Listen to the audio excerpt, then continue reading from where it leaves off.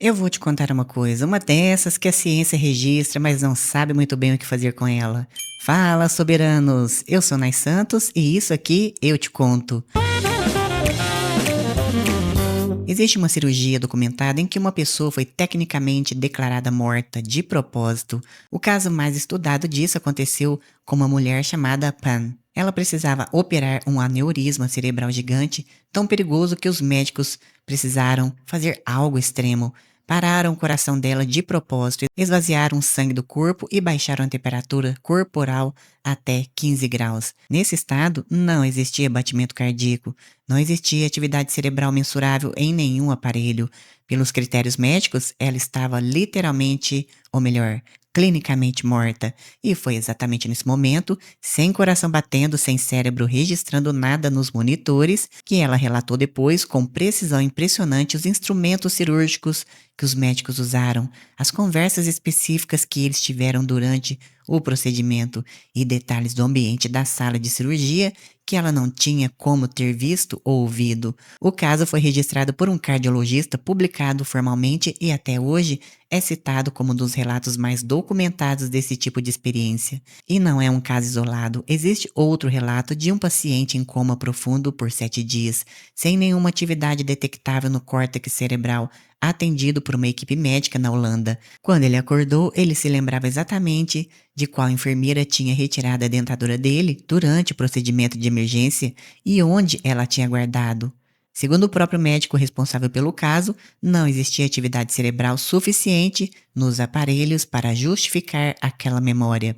Um estudo publicado numa das revistas médicas mais respeitadas do mundo acompanhou mais de 300 pacientes reanimados depois da parada cardíaca.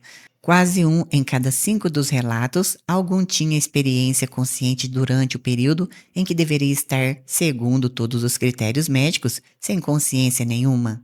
Um médico intensivista que estuda esse fenômeno há décadas, numa universidade dos Estados Unidos, descobriu algo curioso analisando os eletroencefalogramas de sobreviventes. Em boa parte dos casos, as ondas cerebrais que estavam completamente planas voltaram, por um período, a sinais de lucidez normal, mesmo depois de o coração já ter parado. Segundo ele, a ausência de registro nos aparelhos não significa necessariamente a ausência de consciência acontecendo. A ciência ainda está dividida sobre o que isso significa. Alguns pesquisadores acreditam que é o cérebro reagindo à falta de oxigênio, criando uma única explosão de atividade elétrica antes de desligar de vez, uma espécie de mecanismo de defesa para suavizar o momento da morte.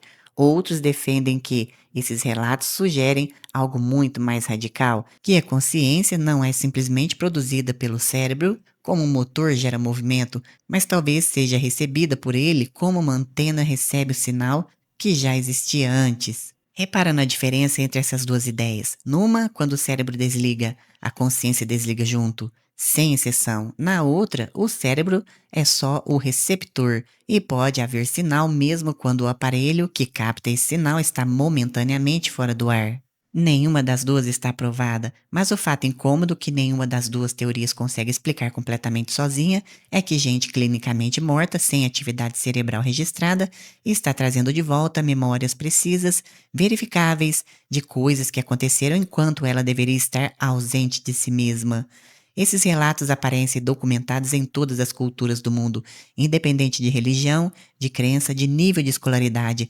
Isso não é sobre uma tradição espiritual específica, é sobre um fenômeno humano recorrente que a ciência oficial ainda não conseguiu encaixar nenhuma explicação fechada. E se a consciência não terminar exatamente onde termina o corpo? E se aquilo que você chama de eu for maior do que o aparelho biológico que carrega esse eu aí? E agora fica a provocação, soberanos. Se você já teve, mesmo que por um segundo, a sensação de estar observando sua própria vida de fora, talvez isso tenha sido imaginação. Talvez tenha sido um vislumbre de algo que a ciência ainda está correndo atrás para entender. Esse foi o Eu Te Conto de hoje. Eu sou Nai Santos e eu te conto mais no próximo episódio. Tchau, tchau.